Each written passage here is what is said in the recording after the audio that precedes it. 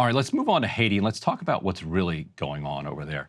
Let's put up this first element here. So the big news is that Kenya, which had been pressured by the United States to send 1,000 police officers as basically an invasion force under the auspices of the United Nations, has now said that it's hitting pause on whether it's actually going to do that, as the de facto fake prime minister has said that he will resign his fake position once the United States and its allies has created a new fake government in Jamaica to take its place. The Kenyans are using this opportunity to say, you know what, I don't think so. Not so sure we're actually going to go along with this. So to back things up, in 2022, there was a extraordinarily contentious and contested and not very widely credited election in Kenya, where President William Ruto was elected. Since his election, and the U.S. was very clearly backing him the entire way, celebrated his very shady victory. Since then, Kenya has taken all sorts of odd international positions. If you look at that giant green board in the United Nations, and you see the weird countries that are like siding with the United States and Israel in these 250 to 5 votes, Kenya's always right there with them. Kenya was one of the only countries in the quasi-region that joined with the U.S. in this Operation Prosperity Guardian, going after the Houthis and guarding the prosperity. Guarding the prosperity, the Houthis with their blockade of the Red Sea. And then all of a sudden, Kenya's like, sure, we'll send troops to Haiti. That sounds like something we'd love to do.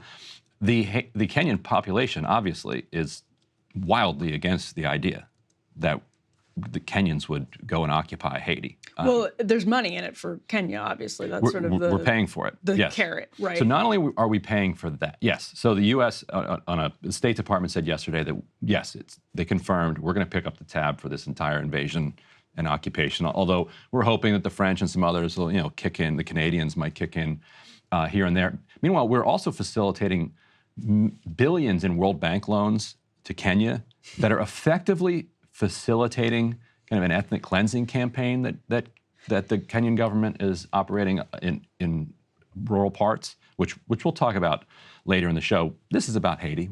We'll talk about Haiti here. The context of this is this U.S.-created government. So the U.S. has been creating governments for Haiti, for more than 100 years. Sometimes they're just actual U.S. governments that are occupying Haiti. Other times they are U.S. allied governments that we installed after a coup. Other times, the Haitians rise up and managed for a while to have some type of self-determination, which we then undermine and come in and replace. And we do this every 5 years or so. And then we keep wondering, well, what's wrong with the Haitians? Why can't they get their act together? Rather than saying, maybe it's us who've been doing this for more than 100 years and haven't and continue to make things worse for them. Maybe it's us, but maybe not. So they're going to try again. So they met in Jamaica. Matt Miller said that the State Department spokesperson said that there were some Haitian civil society representatives who zoomed in to the meeting in Jamaica to form the new government. The condition for being part of this new government created by the U.S. and its core group allies is that, well, A, you can't be any people that the United States doesn't like. We can get into that in a minute. But you have to support Kenyan troops coming into your country. Then they come around and say, well, the Haitian government is requesting the international troops from Kenya to come occupy its country. Except, okay, yes, we just made this government in Jamaica and we insisted that a condition for joining the government was that you agree with this policy ahead of time. It's like absolutely crazy making. Meanwhile, the actual power in Haiti is our man, friend of the show, Jimmy Barbecue Chirazier. Let's roll a little bit of barbecue here.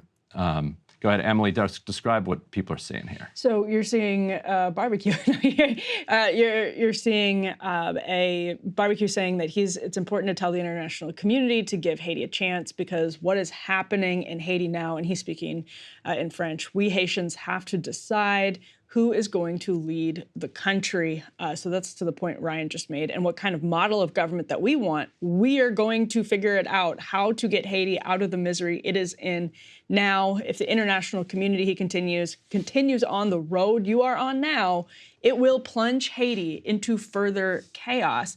And again, Ryan, as soon as the assassination of Jovenel Moise happened, it was very clear that we would end up exactly where we're ending up with people, in fact, like barbecue, gangs basically control 80% of Haiti. That's the estimate. It's kind of impossible to get that estimate anyway, but that's the estimate from the UN and other groups, right? And so here's the interesting question: is that still a gang?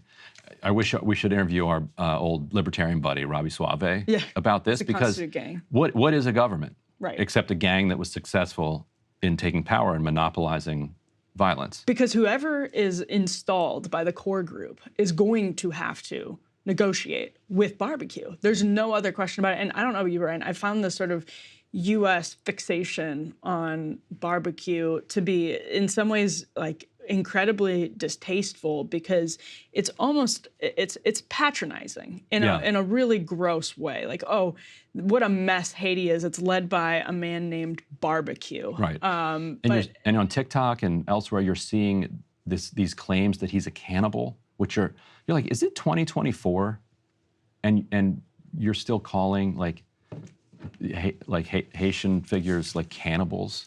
The U.S.-backed Duvaliers had plenty of. We backed the Duvaliers, had plenty of interest in voodoo and all of that. I mean, it's not I'm not talking about cannibalism specifically, but the things that people are now finding to be very amusing about Haiti.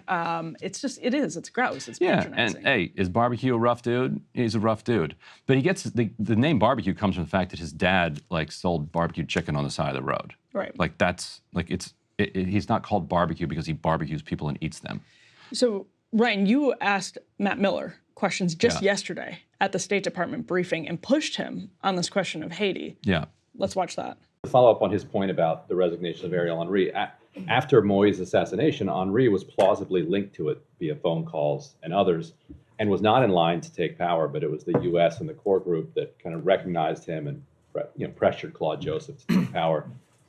He was seen as illegitimate at the time, called a de facto prime minister. In retrospect, was it a mistake to have pushed Joseph aside or pushed anybody aside for Henri, given that Henri now, a couple years later, is out after a failed? So ultimately, that wasn't a decision for the United States, and what happens now is not a decision for the United States. The U.S. and the core group made the decision by recognizing it. We will continue. Our goal all along has been a transition to democracy, and trying to achieve a stable security situation on the ground so that Haitian political leaders have the room to make the tough choices they need to make. But then why endorse a foreign intervention of troops from outside of Haiti to come in? Like in 2004, 2010, 2021, the State Department, the core group got their way when it came to who would form the Haitian government. That's setting aside the occupations and invasions of the past. What makes you confident that this time it's going to work? So all the other times it did. So first of all, I'd say that the multinational security support mission will be there at the invitation of the Haitian government. That is a key prerequisite for their deployment, and it's what you guys just made that government in Jamaica. But it's what the it's what the Kenyan government said in their statement, that they have to have a government that has invited them with which they can collaborate. And it's why they're looking for the appointment of this presidential transition council and ultimately a new prime minister and ultimately a new government. But when it comes to what just happened in Jamaica, again, this was a collaboration of CARICOM leaders, Haitian civil society, the United States, Canada, France, Mexico, Brazil, all of whom have an interest in seeing stability and all of whom have the same goal. That was actually kind of funny in a really dark and twisted way, where you're interrupting him to say, you guys made that decision, and where he says it was not the decision of the U.S. to recognize Ariel Henry, or basically to back Henry.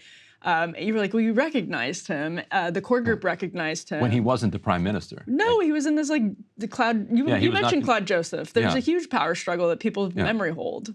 Yeah, and then he's like, well, the troops are there at the request of the Haitian government that we just made in a hotel room yesterday. Over Zoom in Jamaica, afterwards, I asked him a question that I think will be important down the road. I said, is there any particular Haitian that the U.S. would not want to see come to power? And he said, no, that's for the Haitian people.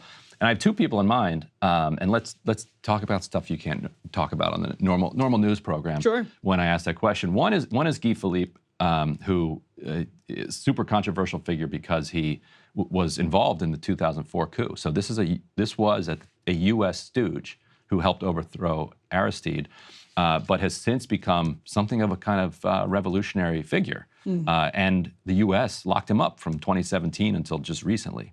He's now back in Haiti and is widely considered to be, as a politician, because he served in the Senate before the U.S. threw him in prison, for drug smuggling. And the way you know he's probably innocent is that they actually convicted him of drug smuggling. Like, if you're a real drug smuggler in Haiti, they're not going to touch you.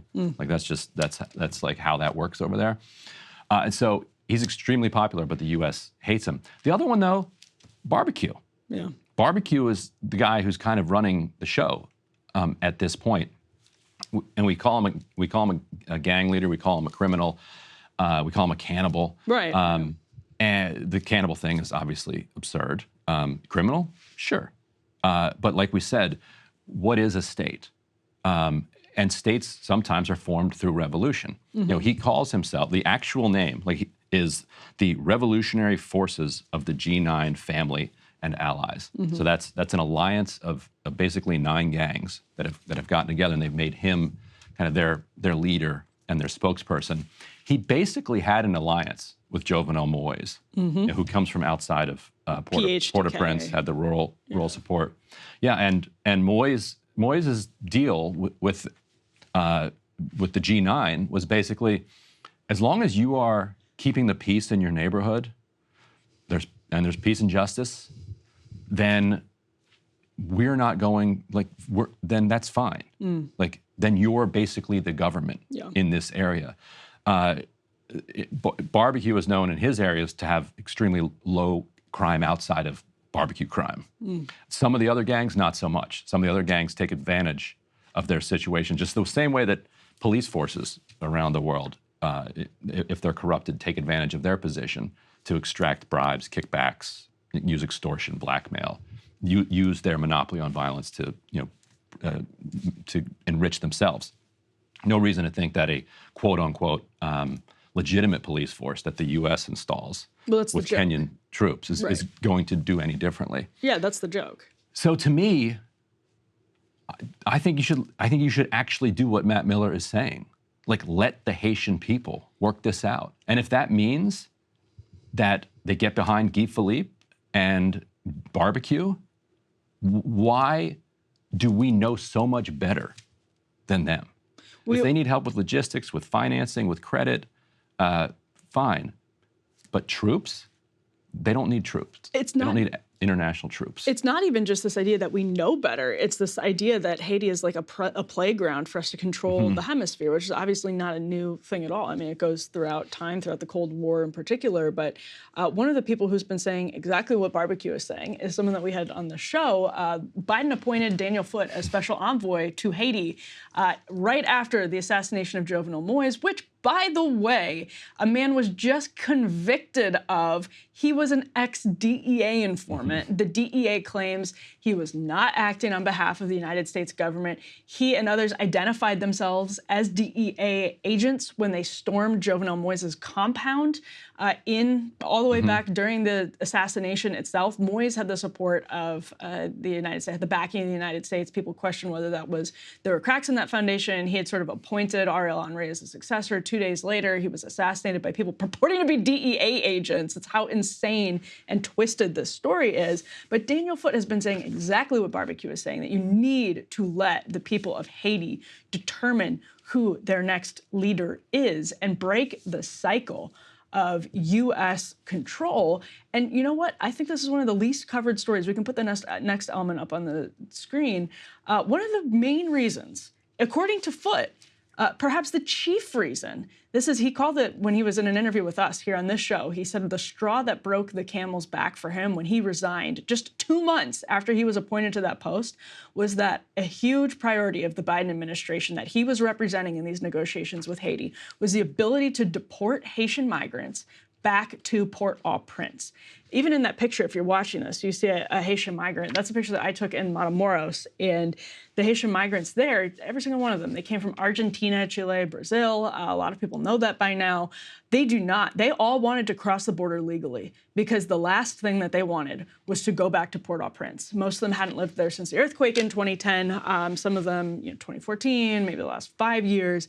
But the Biden administration, and this is from my perspective, I think Ryan and I disagree on this, but my perspective is that Joe Biden is too cowardly to actually make tough changes to our asylum policy. So what he does instead are these Band-Aid policies that are just a patchwork that end up incentivizing the flow of people. Haitians, every single Haitian I talked to was an economic migrant. Doesn't mean their life was great in Chile or Argentina. They wanted a better life in the United States. They'll openly say that. It does not qualify under that does not qualify you for asylum under a law for the most part, but you can get into the United States, you can get entry into the United States, make some money, maybe you get kicked out in 2 years. I've talked to Haitians at a shelter in Texas. I saw their papers physically. Their hearings were 2 years down the road. It's just an absolute abject disaster. And once again, the Biden administration sees Haiti as a pawn.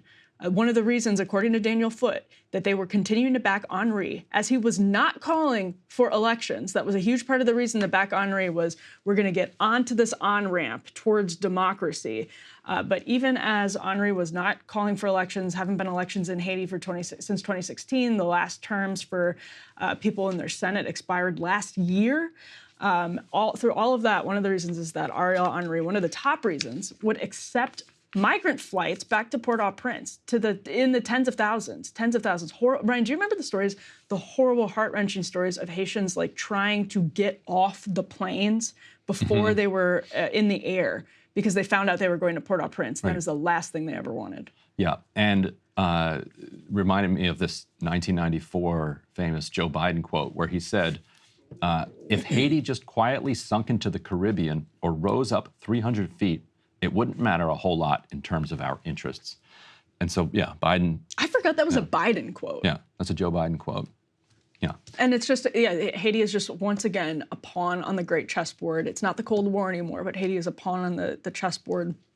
And the problem with this is again, we were talking about doom spirals earlier in the show. This is a doom spiral. And that's one of the things that Daniel Foote, he made this argument with us. He said that it is, quote, counterproductive. And it is, because Port-au-Prince is in shambles right now, and you're going to send tens of thousands of people who desperately don't want to be there, who haven't lived there in years, back onto the streets. If you continue appointing your stooges to lead Haiti, you're going to continue into the cycle of despair. You're going to have more people leaving. You're going to have a completely destabilized region. Countries like Honduras and DR and other places are actually having their own border crossing issues with Haitian migrants right now because people are fleeing in desperation. So it's not even productive. Right. It's not constructive in the long term for stability in the region, but all that matters is the short-term goals of whoever is in power here in the United States. And Trump, by the way, backed Moise as well.